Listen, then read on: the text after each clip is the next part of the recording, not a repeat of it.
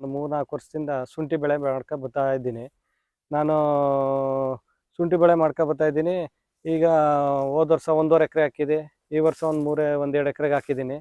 ನಾನು ಶುಂಠಿ ಬೆಳೆ ಬಗ್ಗೆ ನಿಮಗೆ ಮಾಹಿತಿಯನ್ನು ಕೊಡ್ತೀನಿ. ನಾವು ಫಸ್ಟು ಭೂಮಿಯ ಒಂದು 2 ತಿಂಗಳು ಫೆಬ್ರವರಿ ಮಾರ್ಚ್ ತಿಂಗಳಲ್ಲೇ ಭೂಮಿ ಚೆಂದಾಗಿ ಉತ್ತಿ ಹದ ಮಾಡ್ಕೊಂಡು ನಾವು ಉಳುಮೆ ಮಾಡಿ ಚೆಂದಾಗಿ ಕಾವು ಕಾಯಕ್ಕೆ ಬಿಡಬೇಕು.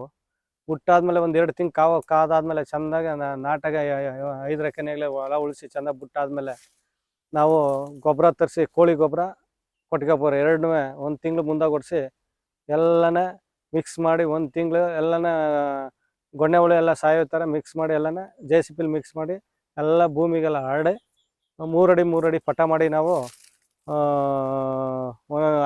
ಒಂದೊಂದು ಅಡಿ ಅರ್ಧ ಅಡಿಗೆ 2 ಸಾಲಿಗೆ 3 ಅಡಿ 3 ಅಡಿ ಡಿಫ್ರೆಂಟಾಗಿ ನಾಟಿ ಮಾಡಿಸಿ ನಾವು ಚೆನ್ನಾಗೆ ಪೈರು ಬಂದು ಚೆನ್ನಾಗಿ ಬೆಳೆ ಬೆಳೀತಾ ಇದ್ದೀವಿ. ಏನು ತೊಂದರೆ ಏನಿಲ್ಲ.